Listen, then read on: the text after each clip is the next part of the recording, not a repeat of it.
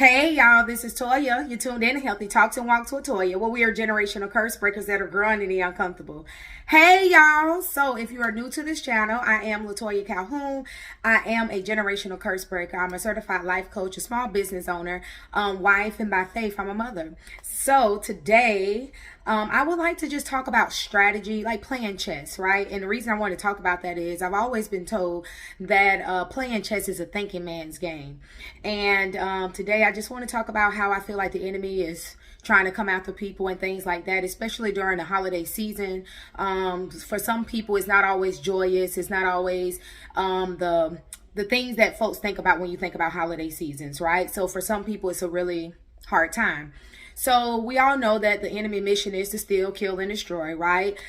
Some of the ways that he does that is by division, for one, by distraction, for two. So get you busy doing other stuff. Division is falling out about foolish stuff. The same reason why I was talking about healthy conflict the other day, right?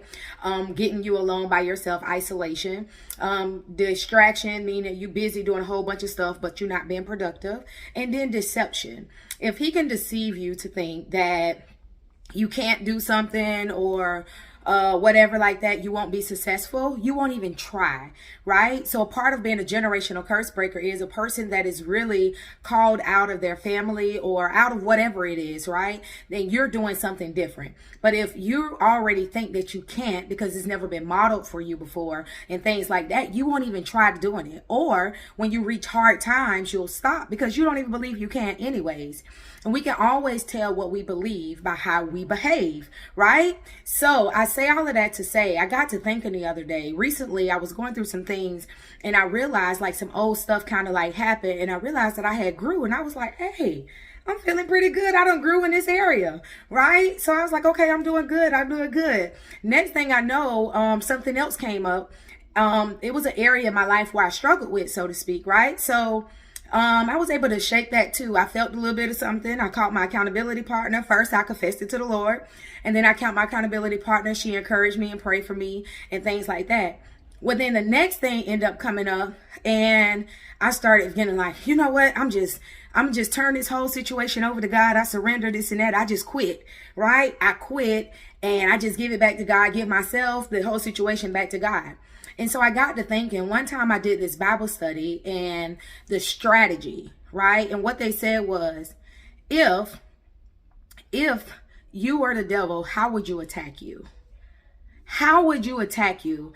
That was the question that was in there. How would you attack you if you were the devil, right? If you were the enemy. So that is the area. If you think of that question, how would you attack you, right? And whatever comes to your mind, if it's your job, if it's your money, if it's your marriage, if it's your children, those are the areas that you need to be particularly prayerful about in this season.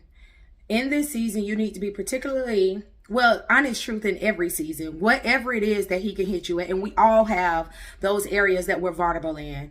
Nobody is 100%. And although we all know this theoretically, we all like to project that we are, right? We're coming into a place where people are okay with saying that they're not 100%, but at the same time, you still always project that you are, that you got it all together, unless you in some other places where you're secure enough to say, hey, no, this is a struggle area for me, right?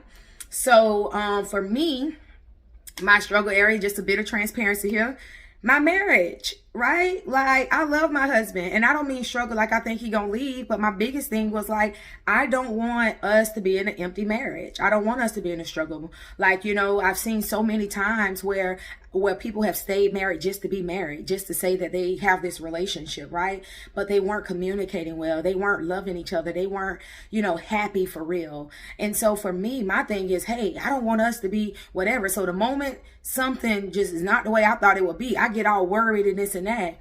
And God had to tell me, hey, you got to trust me with that. You have to trust me with that. Trust me with him. Trust me with you. Trust me with the marriage. And I just say that because I want to be transparent to let folks know, like, that is the area for me that I definitely constantly stay in prayer in. The same way Paul said, hey, I was given a thorn in my flesh, right? I don't think it's a thorn in that way for me. Like, you know, like that, like how he was saying. But I'm saying a thorn as in like, that is an area that I consistently stay prayerful about my marriage, because I don't want that. And because I don't want that, the enemy normally uses that as a way to try to get to me. And again, it's not about no infidelity type things or like that. It's more so like, hey, are we functioning well? So the moment something don't go right, I'm getting all worried, like I need to do this and this. And my husband like, babe, it's just a bucket of water. We got this running joke where if a bucket of water spill over, I'm thinking we drowning. And for him, it's like the whole half a ship would be under the water before he realized we taking on water.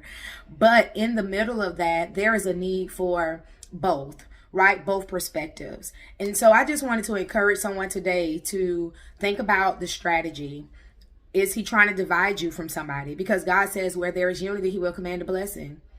Is he trying to distract you by being busy or getting you worried about things that aren't even really important, right? Or is he trying to deceive you to think that you can't even really break this generational curse, that you can't grow in this uncomfortable moment, so you need to just quit, right? And then the last thing is, what area, if you were him, how would you attack you? And that's the area that you need to saturate in prayer. And that area may look different in different seasons of your life. And so I just want to encourage someone. So don't forget to comment, like, subscribe, and share, because it may bless somebody else. Peace.